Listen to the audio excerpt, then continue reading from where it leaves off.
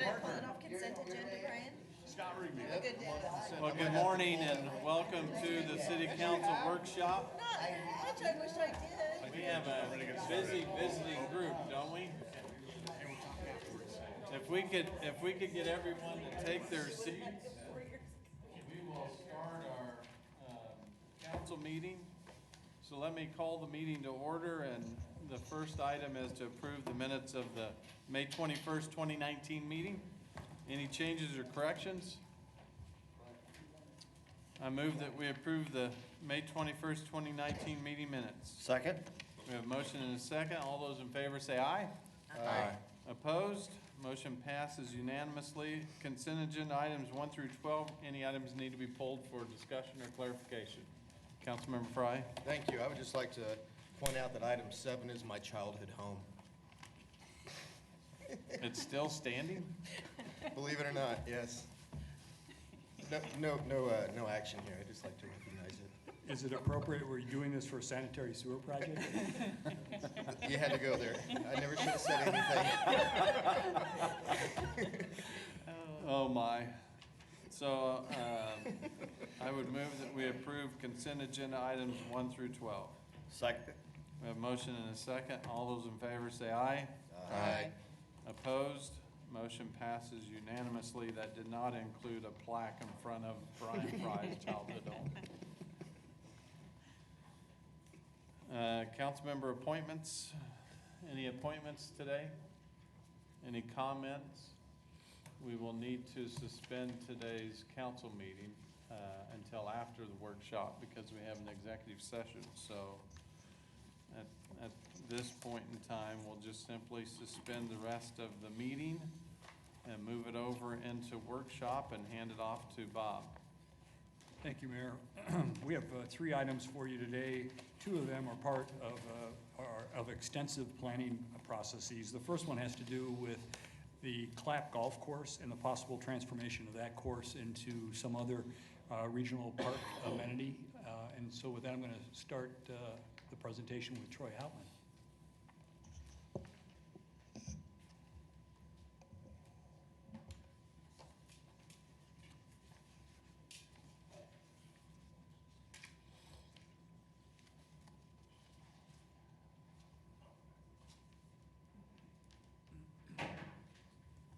Good morning, Mayor, Council. Thank you very much for inviting me today. A project that we've been working on for the past 8-9 months is in regards to transformation of Clapp Park. As you guys are aware, we've had some issues with the operations of the park. And I already screwed this one up, didn't I? There we go. There we go, okay. So, in regards to Clapp Park, we've had some issues in regards to the operations and the revenues that are coming in within that park and with the whole golf system altogether. So, we are looking at the sustainability of that park, and we're having a lot of issues with the infrastructure there. A good example is this weekend, we had a bridge that was washed out there at Clapp, and so we're looking at, if we're going to operate that course continuously, we're going to have to make a repair to that. Right now, we're doing something that's really unique in regards to doubling up one of the doubling up one of the tees to continue to operate. So the recommendation was made to close Clapp due to the economic performance, and a few months back, we had a vote that to temporarily keep it open until we do some community engagement. So we're working with LaShonda Garnes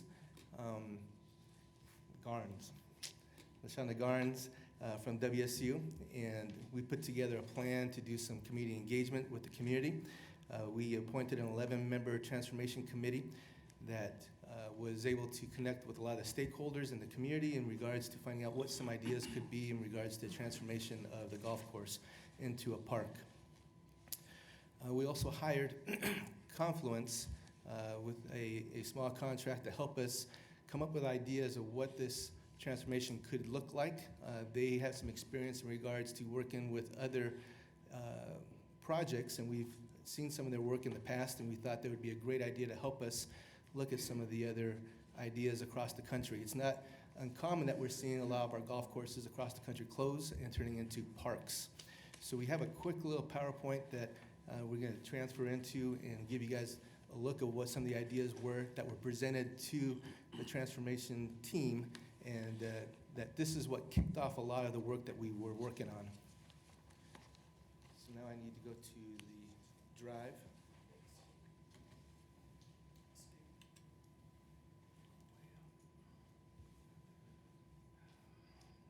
Oh, there it is. I can't see it. Here, while I'm looking close there. I don't know where it's at. Here it is. There it is. All right. Let me just make sure it.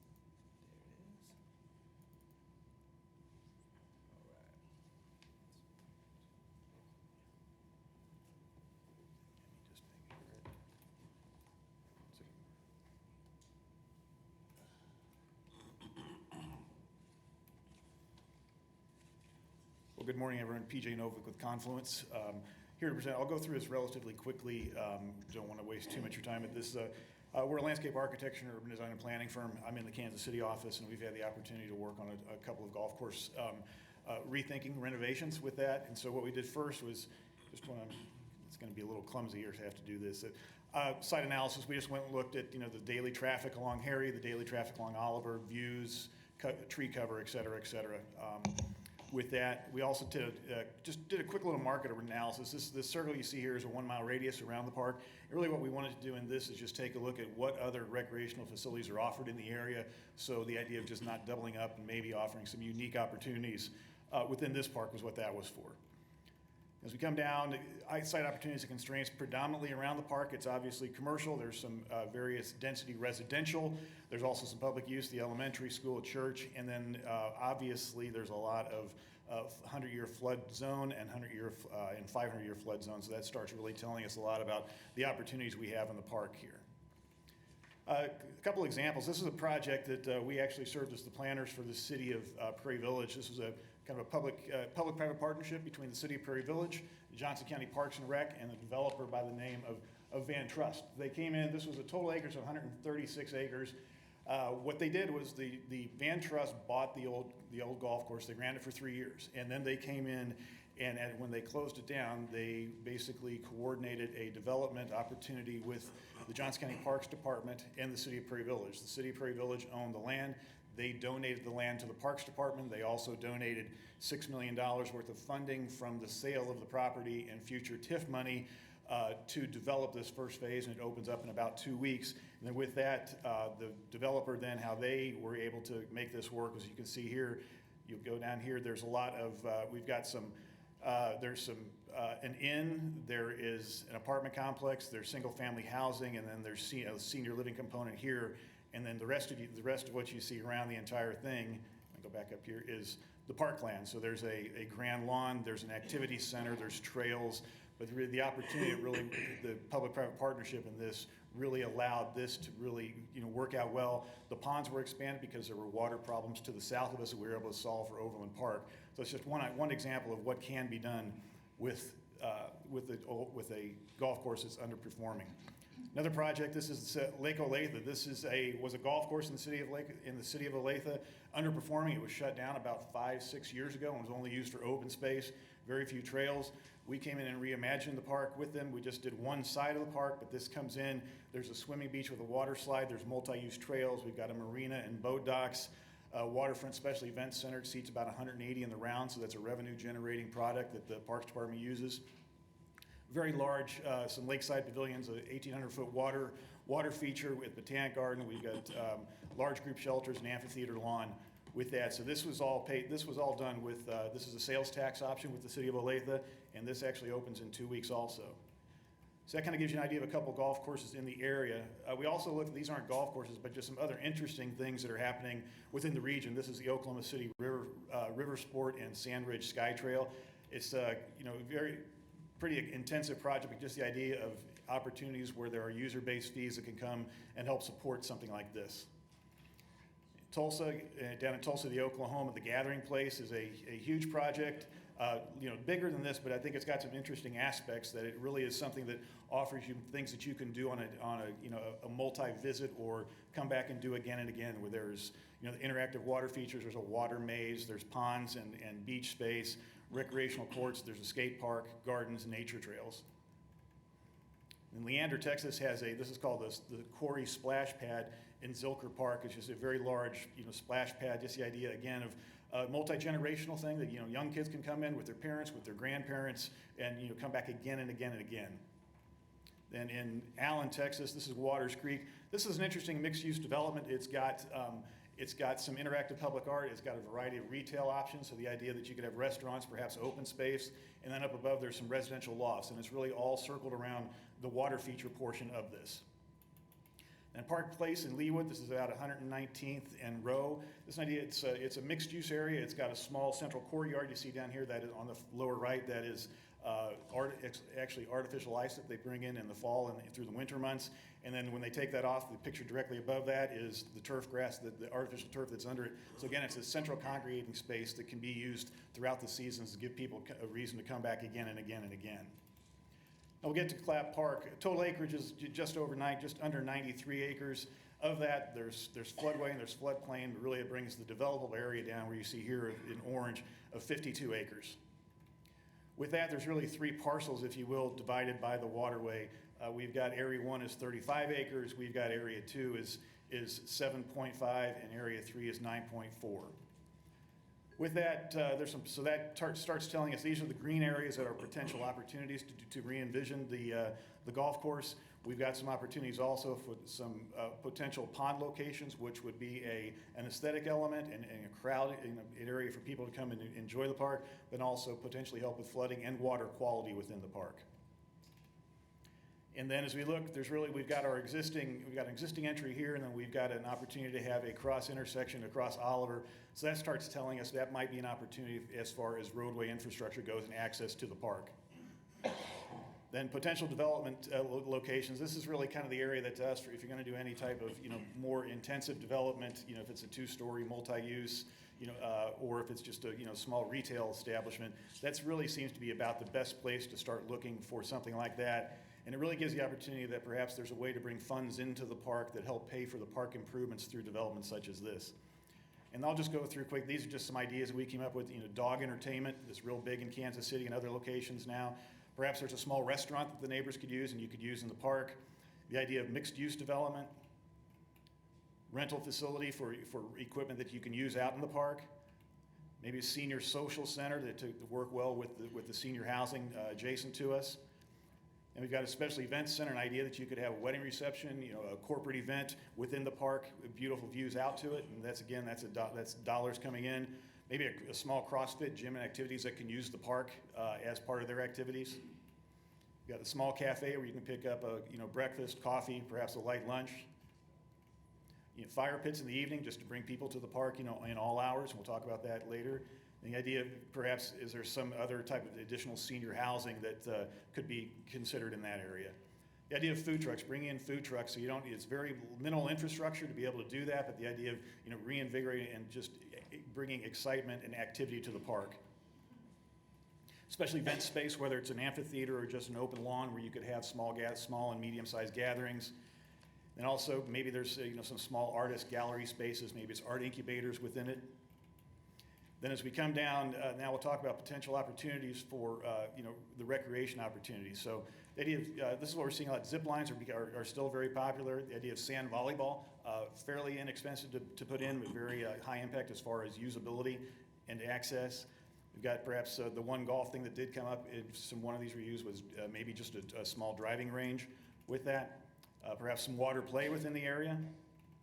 We've got pond development. Again, that's a recreation opportunity to not only help with water quality. If we have bigger ponds, we can improve the water quality, then also help with some of the flooding issues and turn those into a real amenity.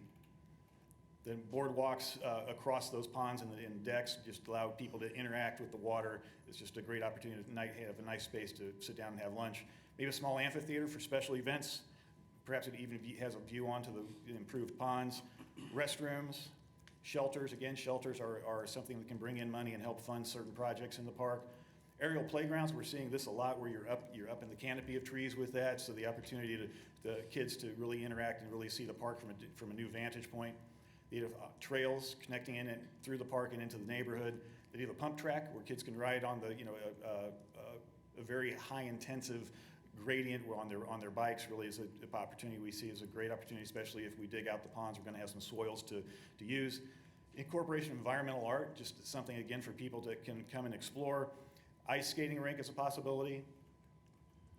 Open lawn games, disc golf, outdoor exercise circuit, then hamster ball course, just rolling up and down the hills. This is really big with especially the teenagers. The idea of foots golf, keep that within there, so you play golf with a soccer ball on your feet. The idea of small watercraft on the improved pond, so you can rent a kayak, you can rent a paddle boat, something that you can have, again, some income coming in to help support other uses in the park, and an opportunity right here within the city. Then maybe even fun runs can start and end here, and then a grassed mound, the idea that you can come in, build this with the soils we're taking out to improve the ponds, and then also have a sledding hill in the winter with the companies come around and do that, and then just a rolling hill that the kids can have fun on in the summer months. Really what it is what we want to do is we want to develop a park that really has activities throughout the day. So, think of a day in the park. So in the morning, maybe you can go over for coffee, you've got some outdoor workspace, maybe there's a senior workout facility. In the winter, maybe there's early morning ice skating or just walking in the park. Then middle of the day, maybe that driving range is still there. Maybe we've got an opportunity for a lunch that you can purchase and be in the park. Workout space, the ropes course, environmental play. Then the evening, maybe you've got an opportunity to come and have dinner adjacent to the park or in the park. You've got fire pits. We've got volleyball leagues that can happen at night, even concerts within that, small concerts. And then just take a bike ride on the trails.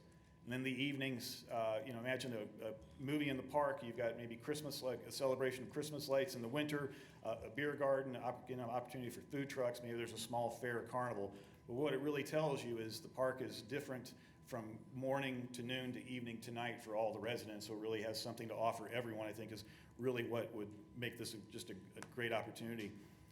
We, based on this is a concept that we did with the group early on. This is just an initial concept. Some what ifs. We said, well, maybe we want to keep access to the existing entry we have here by the existing clubhouse, come down and connect on just across from the entry on Oliver. The idea of having a central space, a central gathering spot. Maybe that's a small plaza. It's surrounded by maybe some small mixed-use restaurant, maybe some small commercial space on the bottom. Perhaps even single-family, apartment living up on top.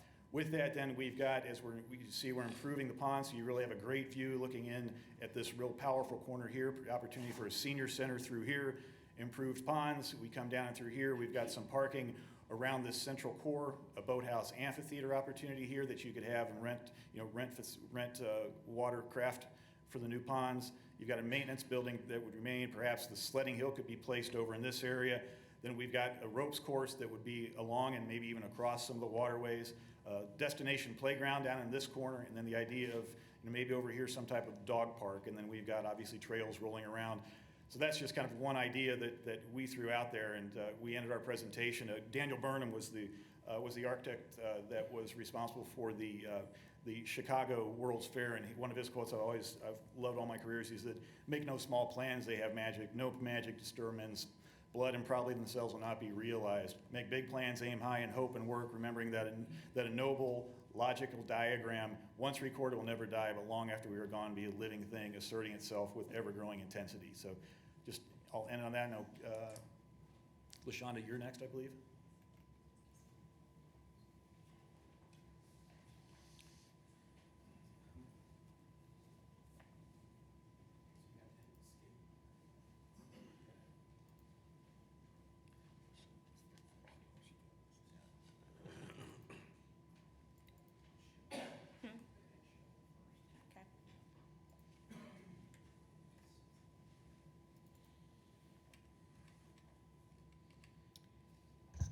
Good morning, Mayor and Council. I'm LaShonda Garnes with the WSU Public Policy and Management Center.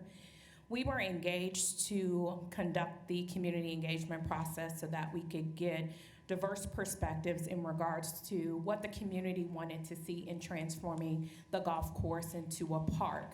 What you've seen so far is what was presented to the Transformation Committee that was brought together by Councilmember Clendenin to help create a recommendation based off of what they heard from not only the consultant, but during the listening phase for the community engagement process.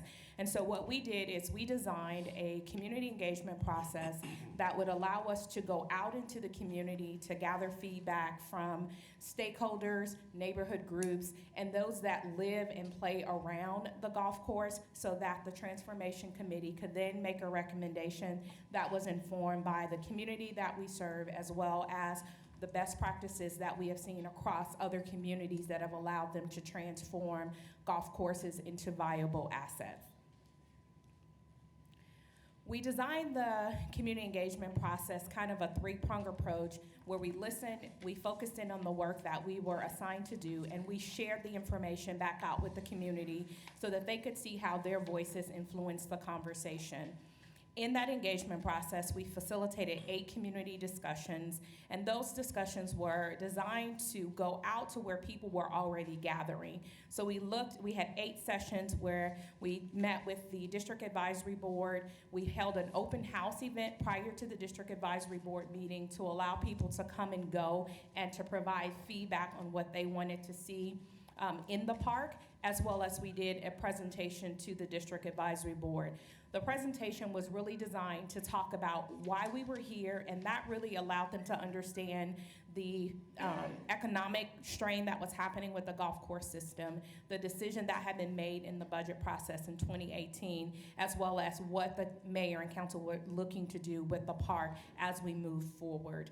In addition to that, we shared some of the ideas that were provided by the consultant to give people ideas on how to dream big and how to think about how do we transform this space. And then following our share portion of the presentations, we then allowed the community to answer 3 questions. And those 3 questions were, what amenities would you like to see in the park? What programs would you like to see in the park? And what development would be acceptable in the park as we look to transform Clapp Golf Course into a sustainable asset for the community? So we took that presentation and we shared it across the 8 community discussions. And then following that, we hosted a social media town hall to allow other stakeholders to engage in the conversations that may not have been able to participate in one of the facilitated conversations.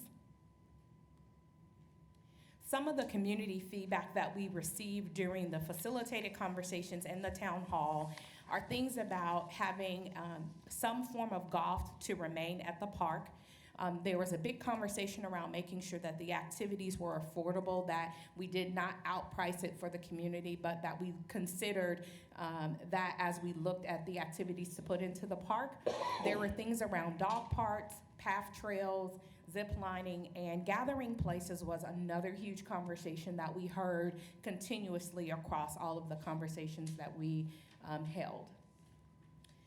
From a programming perspective, they were looking for things around fitness, education, themed parks. They wanted to make sure that we considered activities that were seasonal, having activities in the park all throughout the day, and making sure that we were considerate of morning activities, afternoon activities, as well as opportunities to partner with the school and identifying what those needs are and how we might do some things from an educational perspective.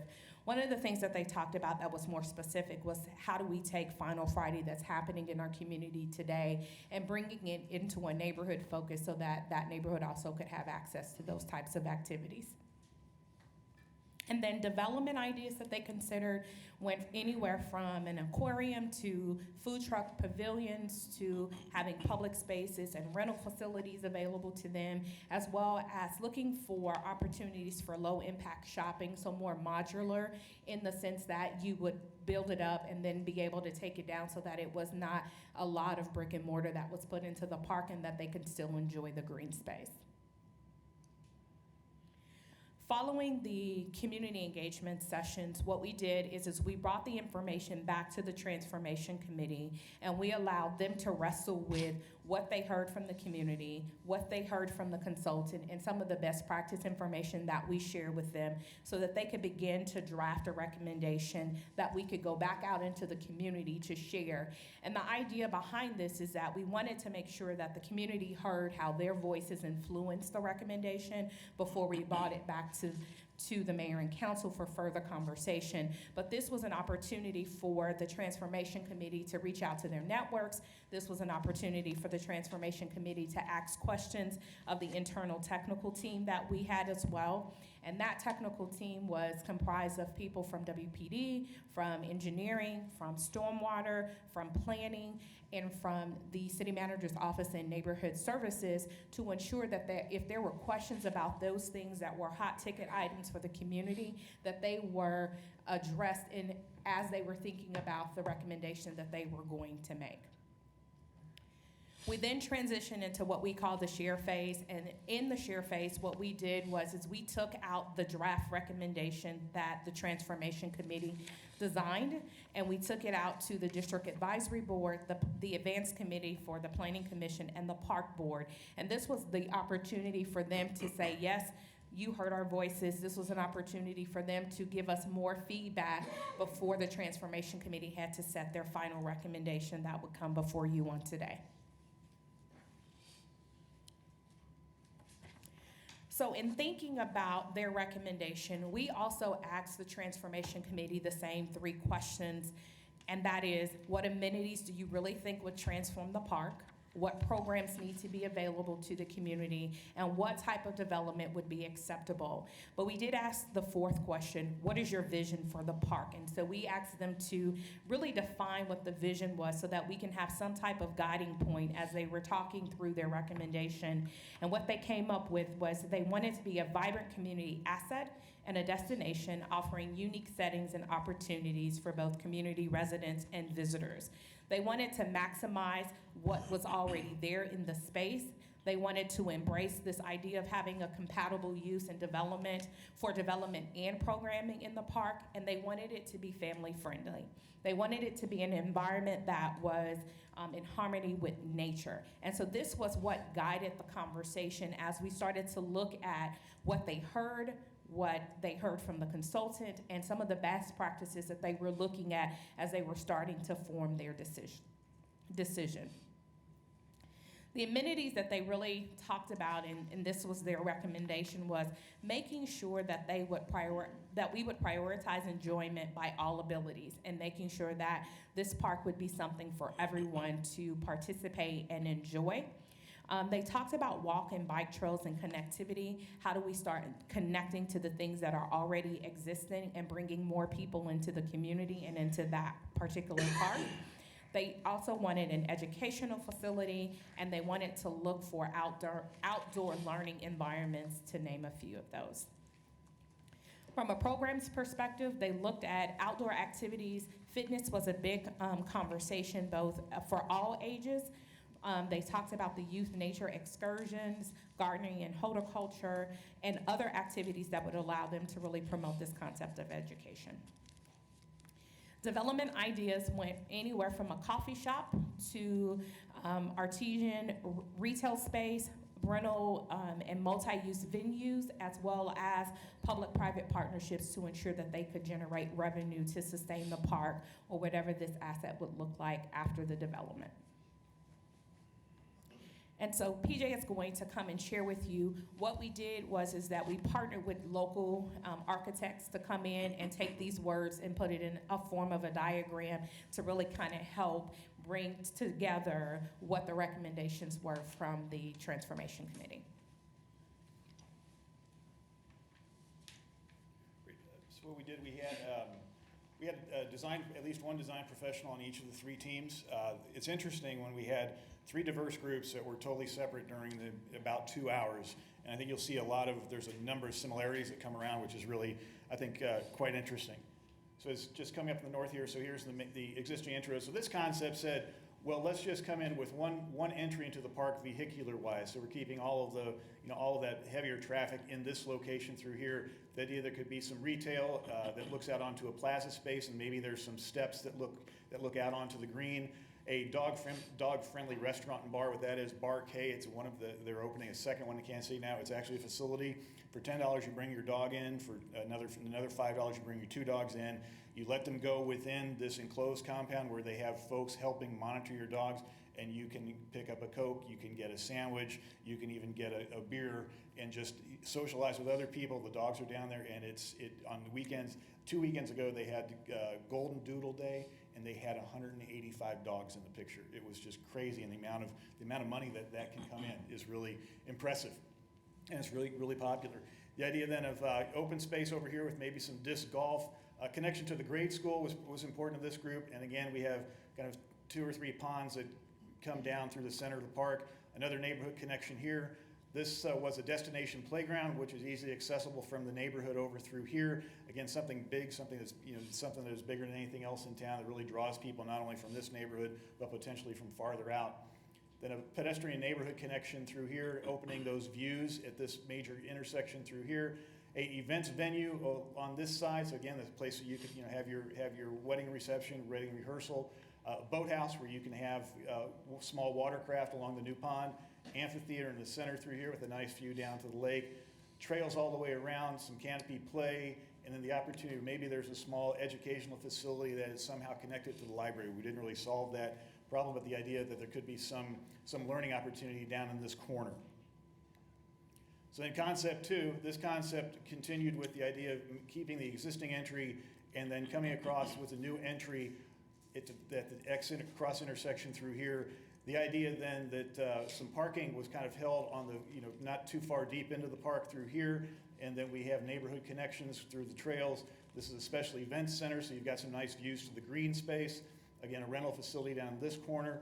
This was a location for a sky trail that they felt was an opportunity here. So again, you're up in the trees with that playground, so the kids really get a whole different kind of understanding and view of the park.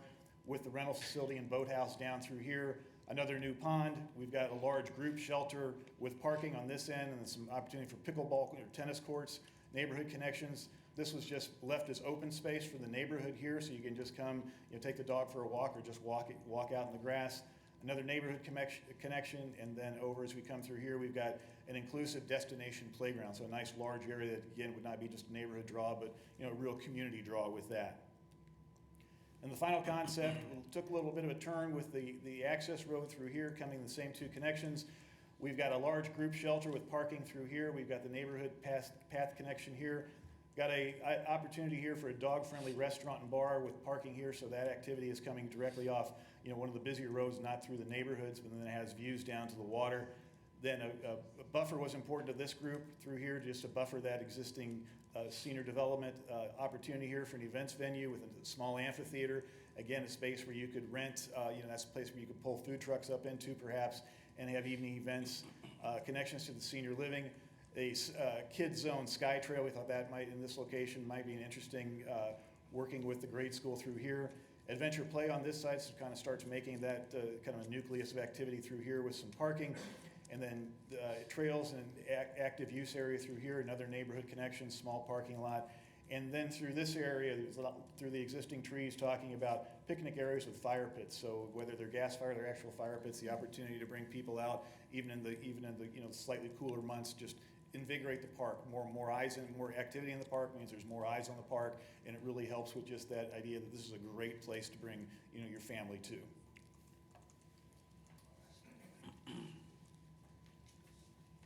Thank you, PJ. So tons of information. We did a lot of work on this. A little bit more about the 3 different concepts. We actually have 10 or 11 folks on the committee, and what we did was we split them into 3 different groups.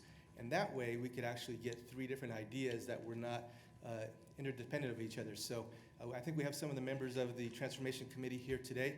If you guys can raise your hand and let everybody know that you're here.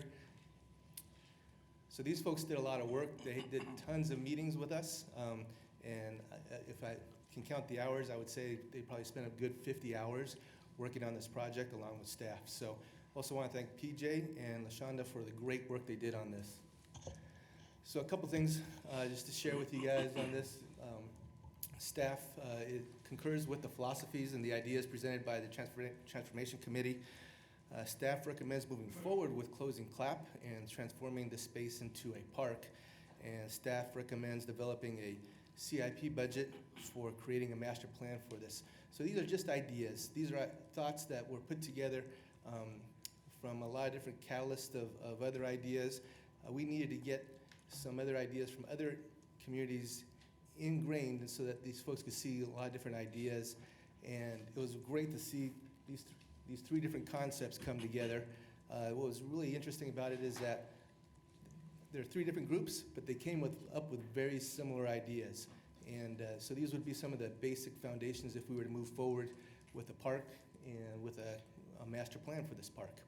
So I think that concludes our presentation, and that's a ton of information. We're available for questions, all three of us. So thank you very much. Thank you. Questions at this point?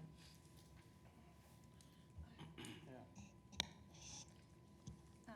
So Troy, if we decided to go forward with this, what would be the next step? So I think the next step would be closing of the golf course and then putting together a request for proposal for a master plan for this park. Okay. So we have been massaging the capital improvement plans for this next year. And so I did put in a placeholder in there for this, but obviously that comes through you guys for a final decision. So, and of course, the city manager. Troy, this has been approved by the park board, is that right? Yes, I apologize. Yes, that was something I wanted to really highlight.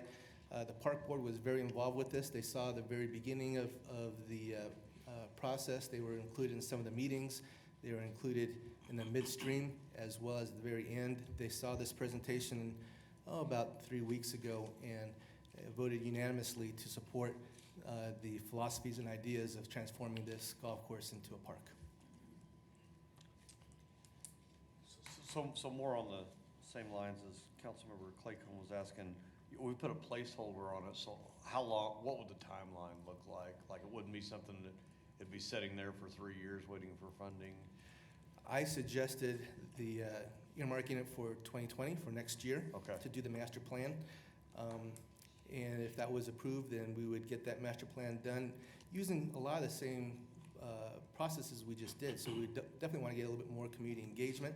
I think this would be a foundation, but we would need to also work at trying to find some other public-private partnerships. What are some of the other folks that are going to be involved with this? And a good example, mentioned the hill that could be made with the spoils of the ponds. And we could make a large hill.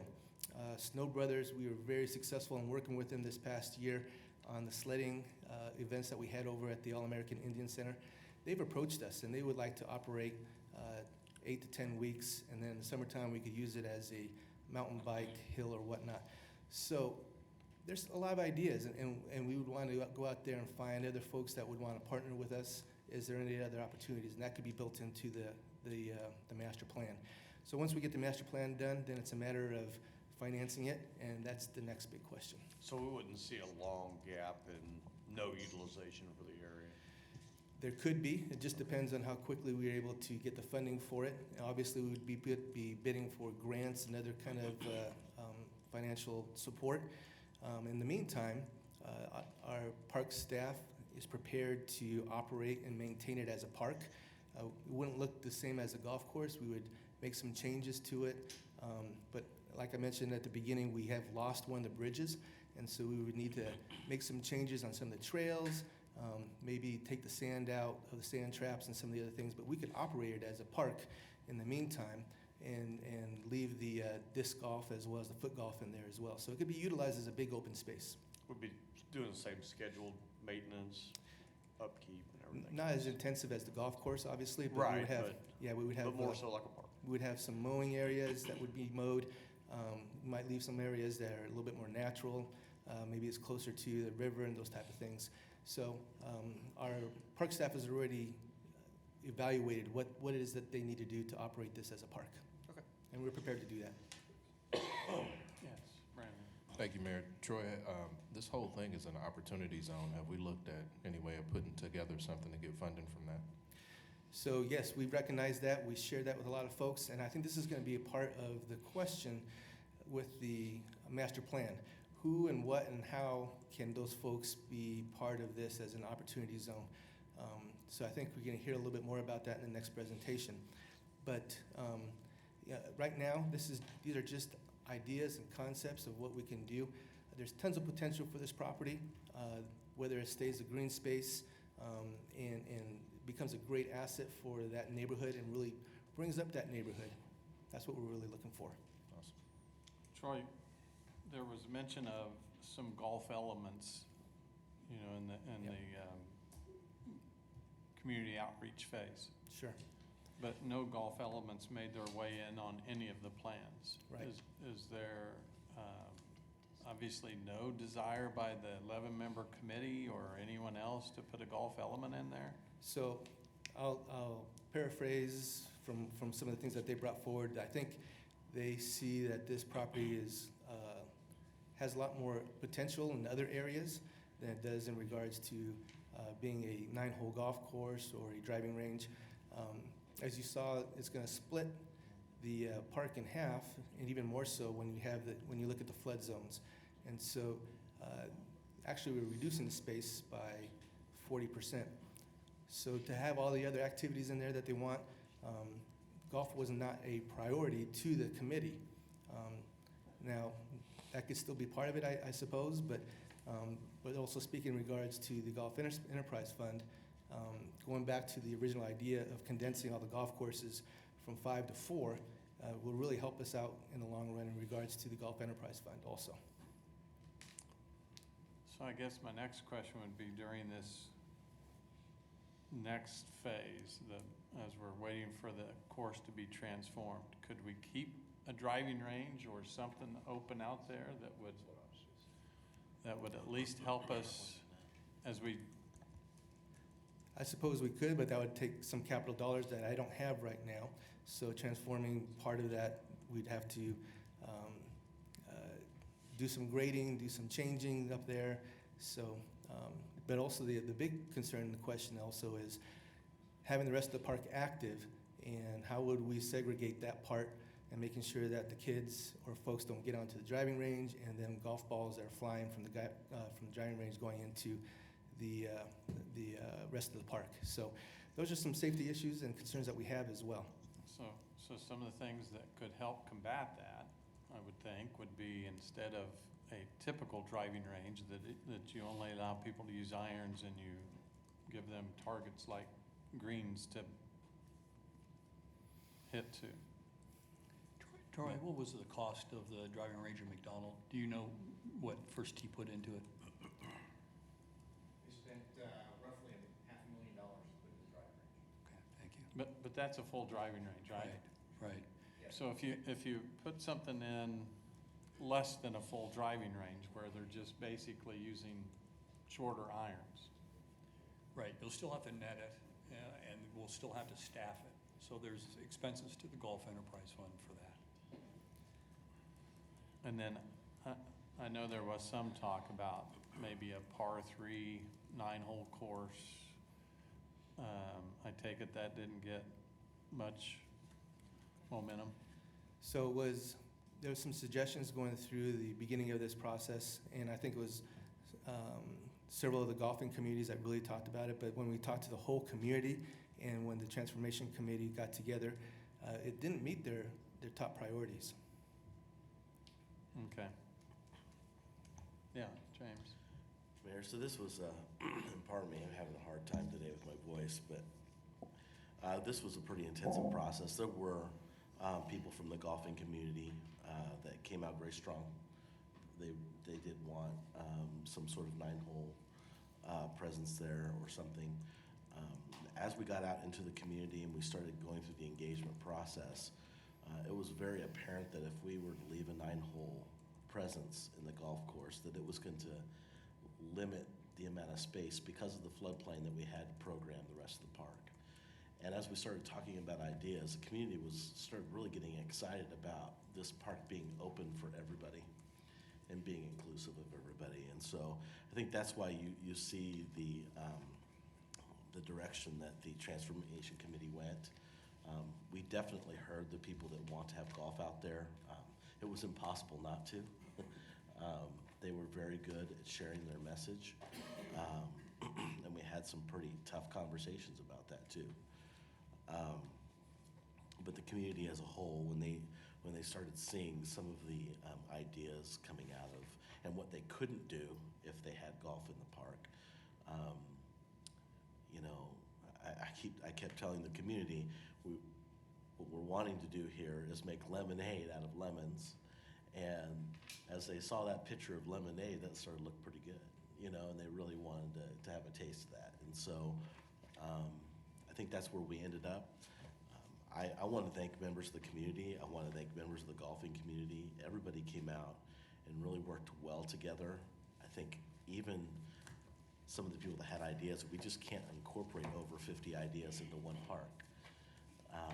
But I think there are some concepts and things that we're looking at that will really be inclusive of a lot of people, and possibly even regionally. Some of the ideas could draw regionally to the area. So I was very proud of my community, the way people came together, and very, very proud of the Transformation Committee. They were extremely thoughtful about how they went about making recommendations, and put a lot of their time and effort into it. Thank you guys, I appreciate it. And thank you to WSU and LaShonda and Confluence, because they gave some great guidance without being too pushy. Also wanted to add that part of that decision was also, in fact, that we're moving a lot of programs over to McDonald. So McDonald, we have the new pitch and putt course that's actually for free. A great place to practice and learn and get your instruction. There's going to be a new driving range there. So we'll actually have 3 driving ranges out of the 4 remaining golf courses. So we have a lot of opportunities still to incorporate golf into a lot of folks' everyday lives. So this consolidation is just going to help us a lot more with the enterprise fund. I would say, Mayor, it is extremely painful to see an asset like Clap Golf Course be shut down for the community. That is extremely painful. Even the people that want to see park amenities, it's something that has been a tradition down in that area. And Troy, how long has it been operating as a golf course, even privately? I couldn't tell you, but it's been a while. 60 years or so, 70 5 years? decades. Yeah. So it's what people do there at that piece of property. So it's very painful to see something like that close, and this type of change, it doesn't come easily. So all that was taken in mind, Mayor, just to kind of give you an idea. I understand, as an avid golfer, I'm always going to encourage amenities that golfers can use, and I understand it. I know it was driven by the community, but it doesn't make it any less painful. I did get an email from someone advocating for the course, and they said, please leave that golf course there because I can always get a tee time. There's never a crowd. There's nobody's playing it. I wanted to say that's the problem. But it's a tough situation. But you know, at the end of the day, we're going to listen to the community, and this is driven by the community. And I know that the golf committee, along with the park board, both recommended shutting down the course. We didn't mention the golf committee, but the golf committee had also recommended closing this course. So we'll have to see what next steps bring. I think we still need to have some more community discussion based on what was released today. Mayor, I don't know if the council wants to see this as a formal item on the agenda, and then so that you take action on directing us on the master plan, as well as making a decision on operating the course. And then the community input will come after that through the master planning process. Bob, how much do you anticipate the master planning process to cost? I mean, are you expecting it to be over your discretionary? Yes. Okay. Yes. Although we've got a good start here and a lot of community input, we'll want to be careful how we put the process together. We don't want to duplicate a lot of the work that's been done. We have a good base going forward. I think you can have some discussions with the council members in the upcoming weeks, and we'll figure On that the out. next step. Okay. Thank you. Thank you.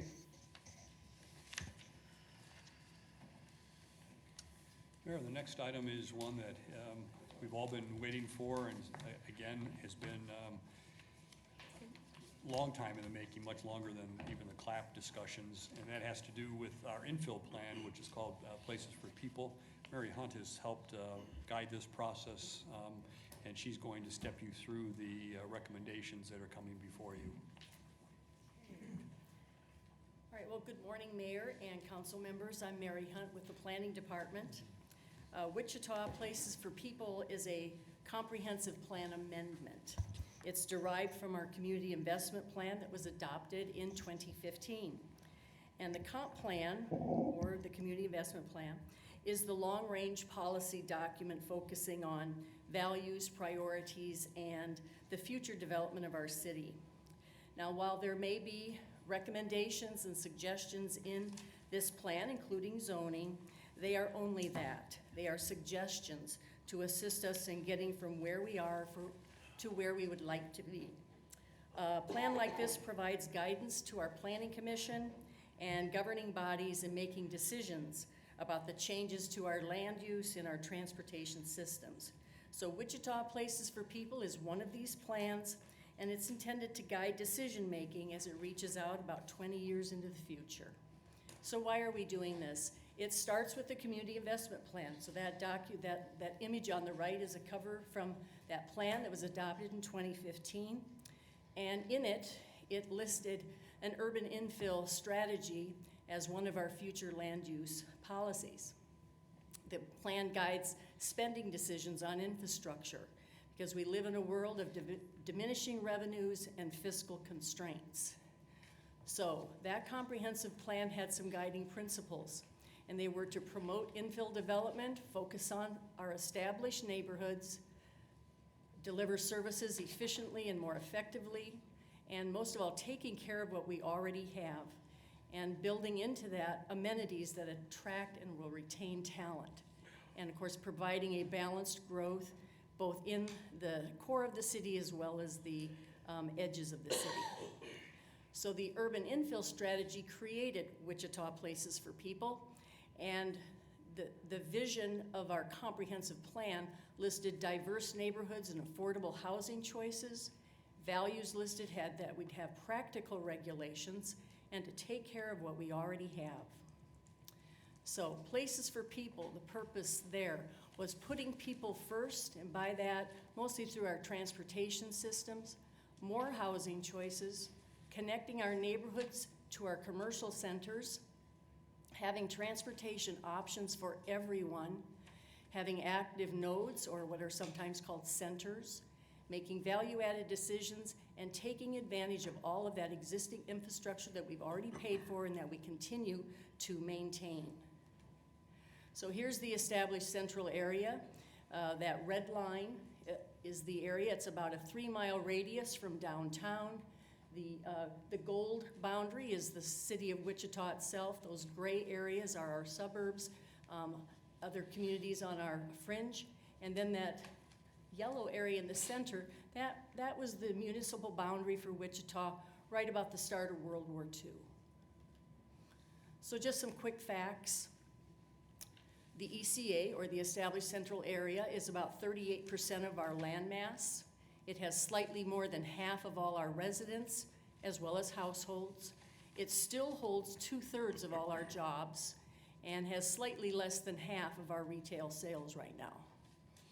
So the concerns that people listed, and of course any respectable plan, whether it's the park plan or an amendment or anything else, any respectable plan has public involvement, and we did that consistently throughout the whole process. And these were some of the concerns that trickled to the top. abandoned homes and buildings, fast traffic, and that's coming from a pedestrian or bicyclist point of view, illegal dumping on empty lots, the need for sidewalks or their repair, not enough green space, and that our old neighborhoods and historic neighborhoods are either ignored or in jeopardy. As part of our public engagement process, we did a visual preference survey. In addition to in-person meetings, we had a month-long survey online. We had over 300 responses, which is excellent, where they rated streets and sidewalks and then residential and commercial development. So a typical question was, how do you feel crossing a street with something, something, something? Or is this type of building appropriate for the ECA? So I'm just going to show you some examples. How do you feel walking along a street on a sidewalk without a buffer? This one ranked lower than neutral. And then, how do you feel walking along a street on a sidewalk with street cafes? This one ranked almost perfect. And here's a building. Is this housing type appropriate for development in the ECA? Now, the ECA is big, okay? So this type of housing came out at 59% yes, and it probably does fit into several of the neighborhoods in there. But this one, is this type of housing appropriate? And 93% said yes. And we had like 32 questions. This is just a sampling. Then we went on to something more commercial-like. Is this type appropriate in the ECA? 80% said this was appropriate. This has 6 stories. But this one with 2 stories, is this appropriate? 98% said yes. So it depends upon which part of the city you're in, which one's more appropriate. So the crux of this plan, of course, it's more of an urban design plan than anything else, is that it has what's called these hubs. These hubs have different scales. You have small, you have medium, you have large. This is an example of a medium scale node. And what we have here, all those little blue icons are just showing you where you have transportation for everybody, because we've got a pedestrian up there, we've got a bicyclist there, we've got a transit stop. We also have street amenities to make it a pleasant place to be, not just something to get through and get away from. And we also have a little small park-like setting on that building on the left. Again, this is just a street view of that same corner. So the components within a node, or sometimes people call them centers. There you have streets, you have sidewalks, you have buildings and frontages, and your frontages is your welcome mat to any building, whether it's a house or whether it's an office building. And then in addition to that, we have open space. This little sketch here just shows the components of a sidewalk zone. You've got your building pulled up pretty close to the sidewalk. You've got a little frontage zone that can be treated differently depending on its circumstances. You've got your pedestrian zone that can be different widths depending upon the placement. You've got your amenity zone. There you're showing a nice street lamp, some streetscape, but you can also have benches and things of that zone before you head up to the street on the right side. So here are some examples of the streets and sidewalks in the plan.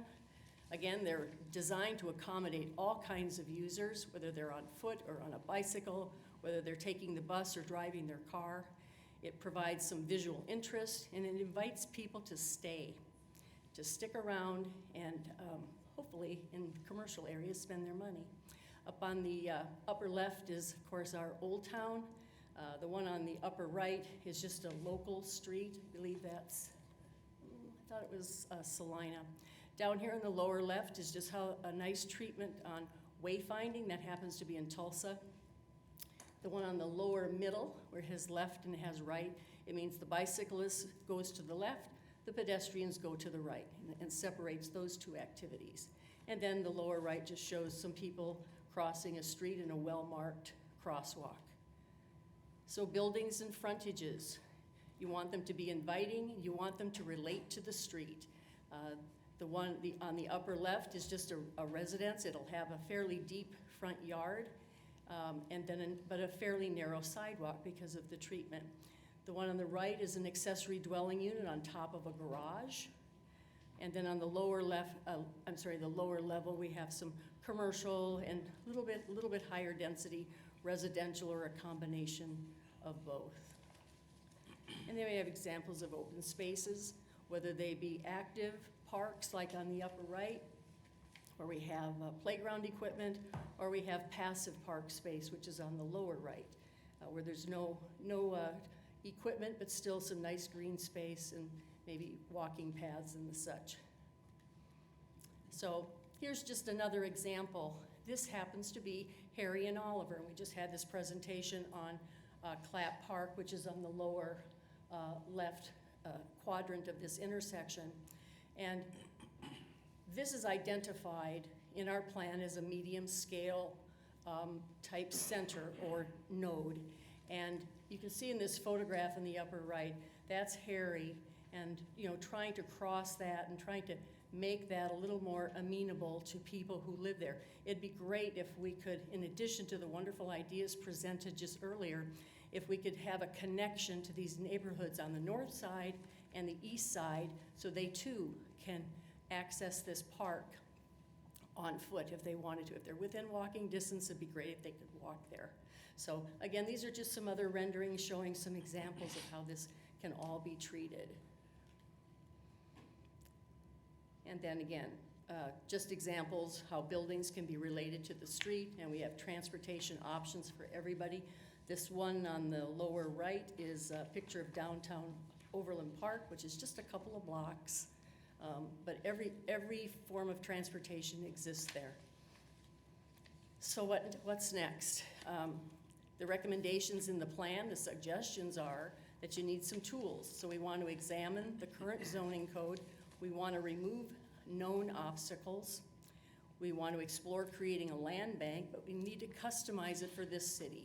You don't want to take either a zoning code or a land bank off the shelf from another community and say, yeah, that's good for us. No, we want to customize it for our needs. And of course, take advantage of the existing investment tools that our Economic Development Office already offers. And of course, the Opportunity Zone was mentioned earlier. That, of course, is not something that the city manages, but we need to become very cognizant of it and see how it might play into these concepts. So I'm happy to stand for any questions you may have. Questions?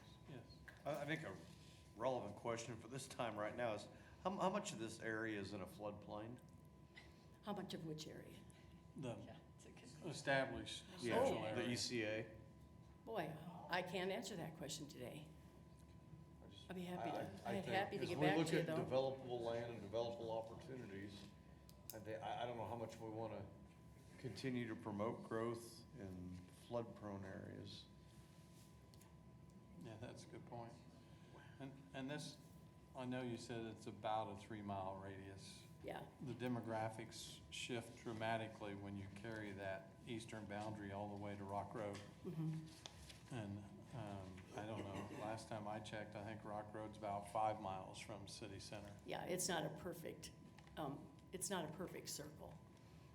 But that, when they started to establish that area in the comp plan, they said it was approximately that. I think there are some unique areas as well that if we look at them, we can help mitigate flooding. For example, Bluff and Mount Vernon was covered with water this past week several times, and developing something like Clapp Park will absolutely get rid of and mitigate that area of town by just digging some of the ponds, the retention ponds. And so there might be opportunities as we look at some of these flood-prone areas to fix the flooding as well. Yes. Bob. This was a real short overview of a very extensive document. There is a significant amount of data that, especially Mayor, you talked about different types of neighborhoods.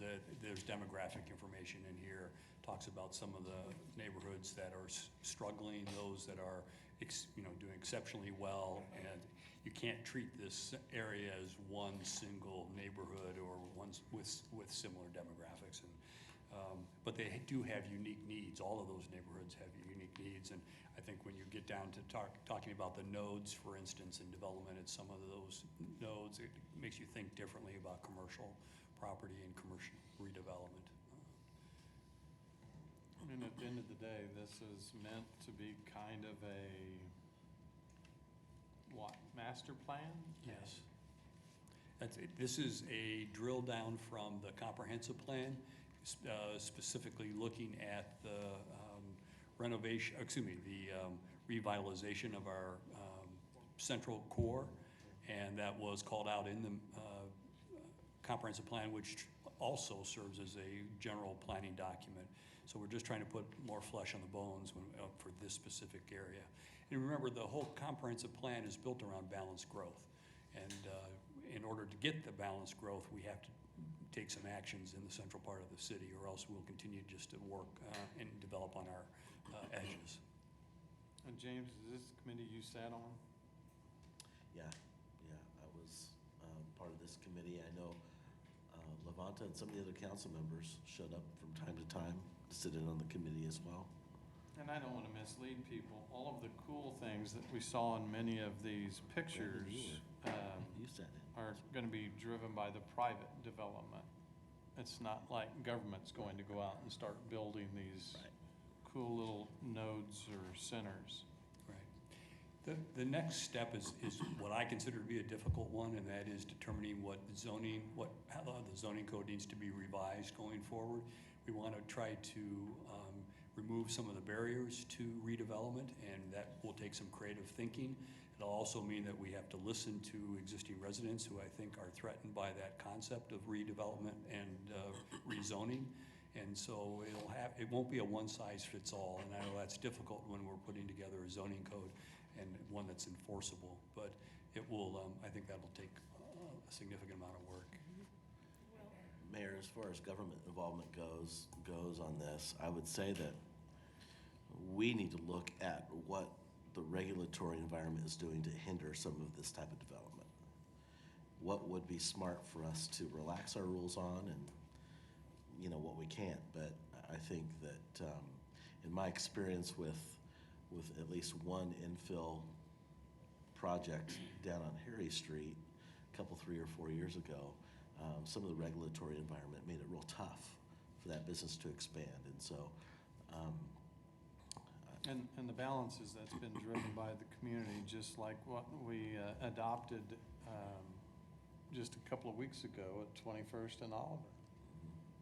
That regulatory environment that we want to beat up sometimes is what the community latches onto to help guide us and their fears and concerns about what's being built next to them. I think it's just an opportunity to make sure we're striking a good balance. Absolutely. Yes. Questions? Thank you. Mary, thanks for the presentation. I have had some questions from community members, and so I thought maybe we could address some of those. You talked a little bit about existing economic development tools that might help with this. Could you give some examples maybe of the kinds of incentives that might be given to people that would to people who want to develop properties that might be useful if we decided to go forward with this? Sure.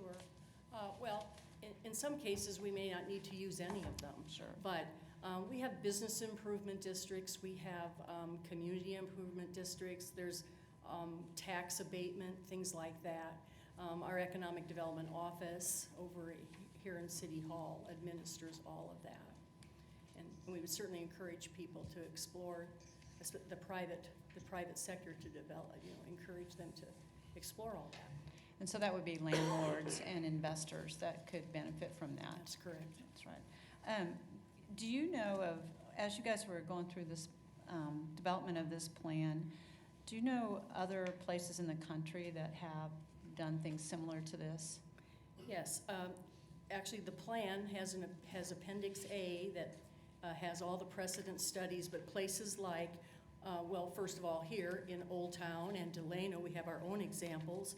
And another one I would list is 13th and Bidding. But outside of here, we've got several in Kansas City, Kansas, Prairie Village, Kansas, and they've listed even St. Louis Park, Minnesota, going out of state. Okay, thank you. And then one last question, and I don't think there are as many of these in the ECA as there are on more of our outskirts, but if we put in zoning changes that would come out of this, how would homeowners associations be affected by that? Can they control that? Well, the city doesn't impose zoning on a private property owner. A private property owner has the zoning they have, and with that go rights. Now, if they apply, whoever controls that property applies for rezoning, then we review that, all right? But if you have a homes association, it's all single-family homes, it's just gonna stay that way unless they choose to change. Okay, so even, for example, I know one of the things that is in as a recommendation, and you showed a picture of it, the accessory dwelling units. So if an HOA said no accessory dwelling units, that They could do that. they could do yes. that But they'd have to put it into their into their regulation. HOA Mhm. rules. Okay, Yeah. thank you. Yes. Thanks, Mayor. I just want us to consider, land bank wise, having some real community representation as we look at that. Not just all developers, because community definitely, like we saw, would love to have some input on what goes on there, the issues there, and best ways to infill the area. And then, and this might be a stretch, but if we're looking at changing some things in the zoning code, maybe consider defining what utility poles are. Yeah. So types of poles, wood poles, height limits, like 80 feet. And I know there's some restraints put on us from the state, but having that conversation, I think, is beneficial. Definitely. Anything else? All right, thank you. Thank you. Mayor, this will come to you next council meeting for approval. The last item comes to you from the Golf Committee and the Park Board and has to do with a revision to the way that our annual Golf Pass program works. And with that, I'm going to turn it over to Troy Hotman again. Thank you, Bob. Here's another project that's taken us a while. We've really worked through with the Golf Advisory Committee as well as the Park Board, coming up with this idea in regards to a annual pass, which is a little bit different than what we have right now. So to share a lot of the details, and I apologize, we have a lot of information, but we wanted to give you this information to give you the contents of the whole idea of this pass system. So I have Mr. Hendricks here. He's going to go through the PowerPoint, and then we'll be available for questions. Thank you, Mr. Hellman. Troy Hendricks with the Golf Division. Why are we here today? We're here because rounds have been declining since 1997. Revenues have not kept pace with the rising costs of our operating expenses. In recent years, the golf fund has been subsidized by the general fund. Our current pass system is complicated. It's somewhat confusing to the customers and also to our staff. The Golf Division currently has 12 passes. 2 of those passes will continue, and there will be no changes to them. These being the high school pass and the driving range pass. This leaves us with 10 passes that will be consolidated into 5. Both the Park Board of Commissioners and the Golf Advisory Committee are making these recommendations to the changes of these passes. Over the past 6 years, the Golf Advisory Committee has been very active in looking at ways to make the golf system better for the citizens of Wichita. The pass plan is modeled after membership plans such as the YMCA and other fitness facilities throughout the city. Their recommendation of the Board of Park Commissioners to the council a year ago initiated the golf sustainability study by city staff. Following that study, the Board of Park Commissioners voted to close LW Clap at the end of September 2018 due to financial losses and a system that is underutilized. A sustainable and healthy golf system is the driving force behind all these recommendations of the Park Board and the Golf Advisory Committee. In order to develop more players and future golfers, the Golf Division partnered with the First Tee of Greater Wichita to invest in a player development campus at McDonald Golf Course. First Tee is committed to making a $1.2 million investment into that facility. The driving range will be reseeded as soon as it quits raining and dries up a little bit. They hope to have that open in the fall, and then they will hope to start construction of their parking lot and their center for learning later this fall.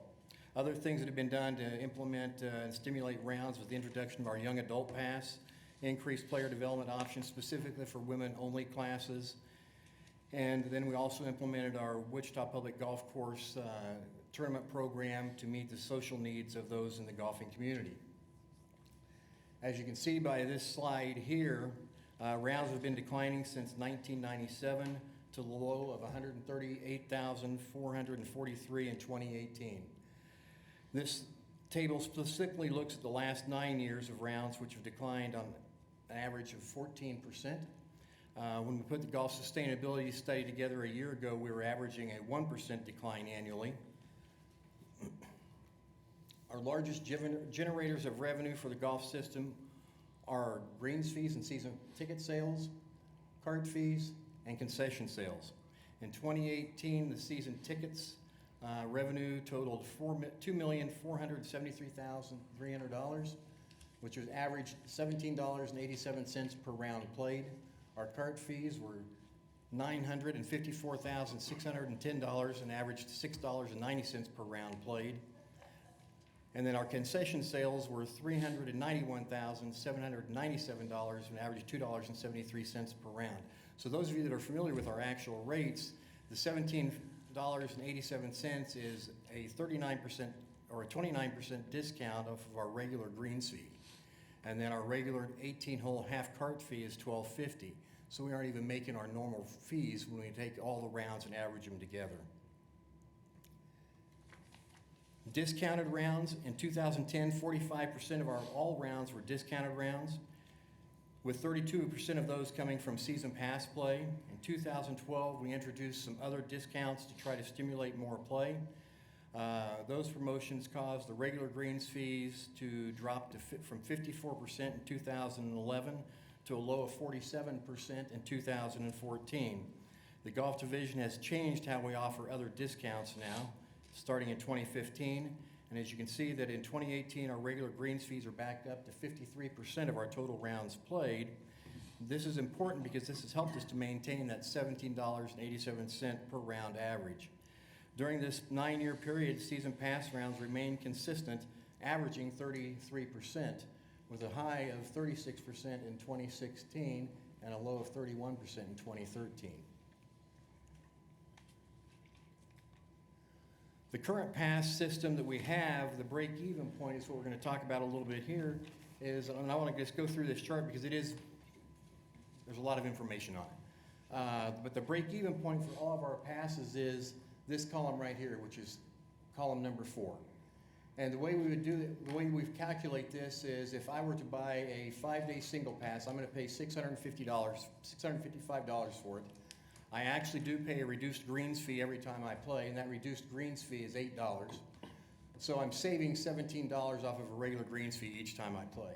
So in order to break even, I have to play 39 rounds, and I have spent $967 in order to get to the break-even point.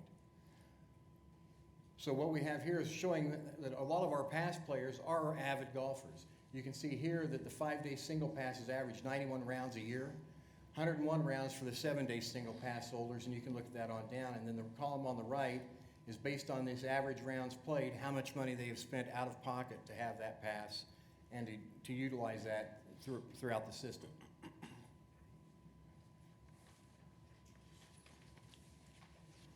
Our proposed plan, as I stated previously, has 12 passes. We're going to consolidate this down into 5 passes.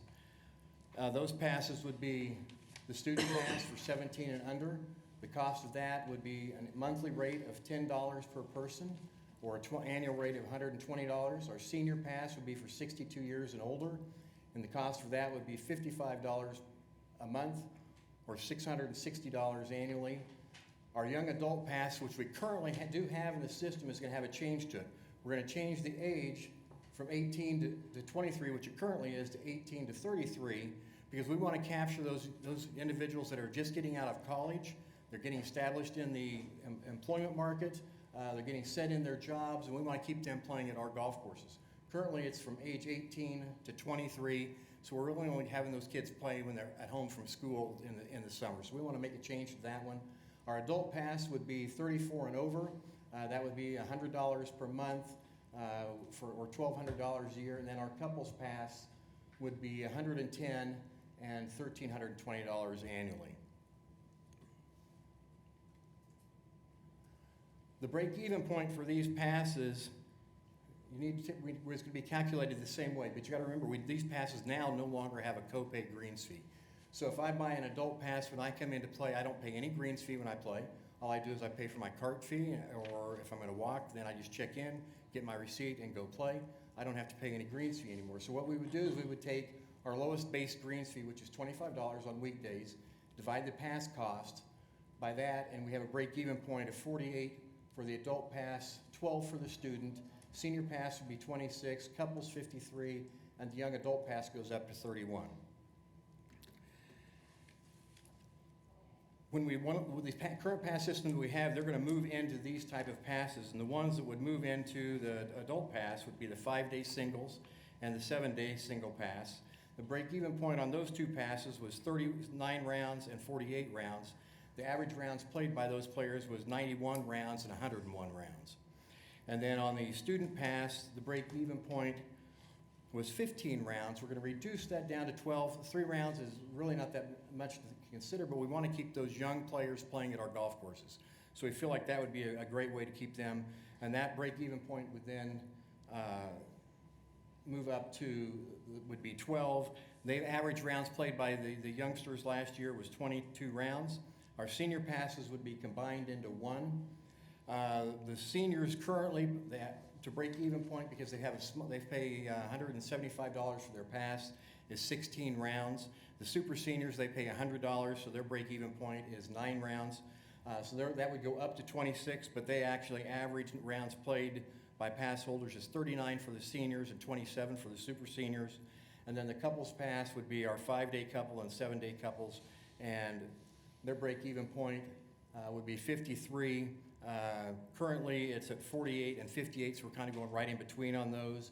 And then, as I said, with our young adult pass, by trying to moving that age range, we feel like that by capturing those young adults when they get back into the workforce, then they should be able to have no problems playing the 31 rounds a year because they aren't in school. When we look around the area for comparisons, you don't have to look very far. Hidden Lakes in Derby has a 7-day golf-only pass. And what that means is you can play 7 days a week, 52 weeks a year, 365 days a year. And now you can do that for the fee of $1,400.27. That's $225 more than what we're proposing as a possible rate. Their couples pass is $1,975, and that is $675 more than what we're proposing. Their senior pass is $1,265, and what we're proposing is $600 less than that. The junior pass is $467, and our junior pass would be $350 less than that. We also look at Cherry Oaks out in Cheney. Their individual pass, which is good any day of the week, 365 days, is $925. So ours would be just a little bit more than that. Their couples pass is $1,400, which is pretty comparable to what we're suggesting. Their senior pass is $675, which is right on what we're suggesting as a possible rate. Their junior passes for high school, grade school, and middle school students is $300, and ours is $120, so they're about almost $200 more than what we're proposing. Sand Creek Station in Newton, they also offer passes, but they do it a little bit different. They have a 7-day non-resident pass, and the reason that you have non-resident fees is because if you're outside of that area, you pay a higher rate. So their non-resident pass for a 7-day pass is $1,750. It does include carts, and it does include range balls, because their greens fees and their rates include carts and range balls. You have no option. When you go there to play, you're riding, and you can hit range balls for free if you want. You don't have to, but you have to take a cart. It's mandatory. So when we look at those, ours is $1,200 for the non-resident 7-day pass or the adult pass, and then the senior pass is $660, and theirs is about $900 more than what ours is. They're at $2,000 on their non-resident family pass, and we're at $1,320. Non-resident fees, I think that's kind of an interesting concept. There's a lot of places around the country that are doing that. For example, I know that in the city of Aurora, Colorado, they have a resident fee, and then if you don't live in the city of Aurora, you pay a higher fee to play their golf courses. So I think that maybe that's something that the city of Wichita should look at, that if you don't live in the city proper, maybe you should be paying a little bit more to use the services that the city is providing you.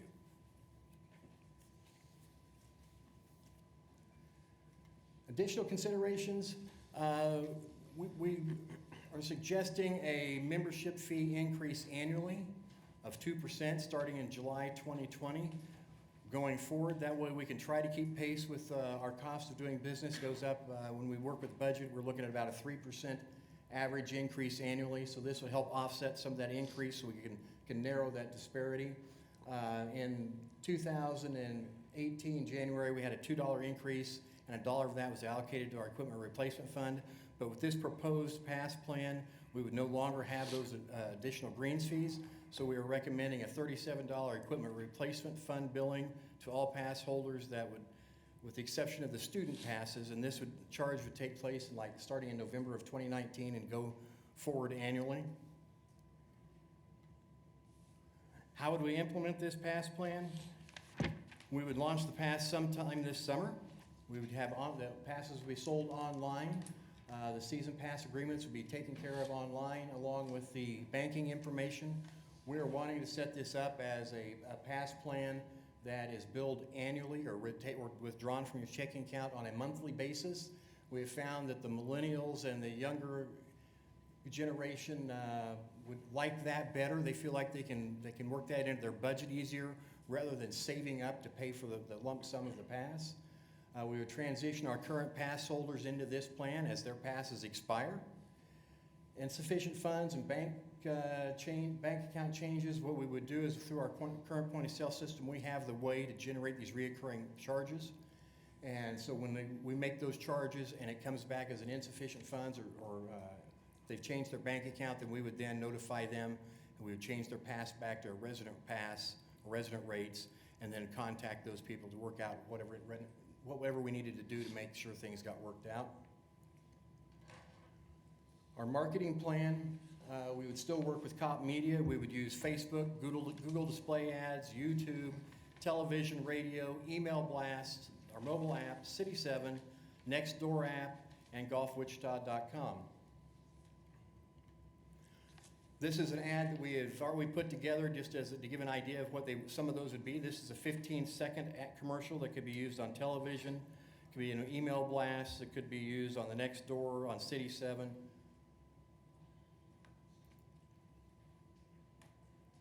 There is cool music that goes with it.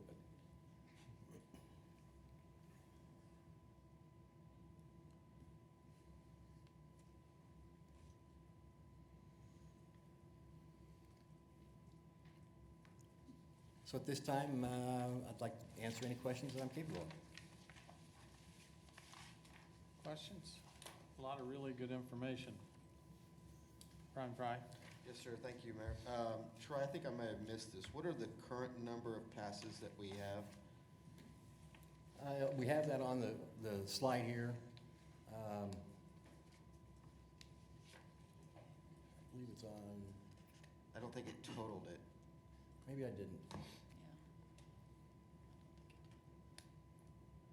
Because on your proposed plan, it totals 1,000. We're taking out the high school passes, which is about 200 a year.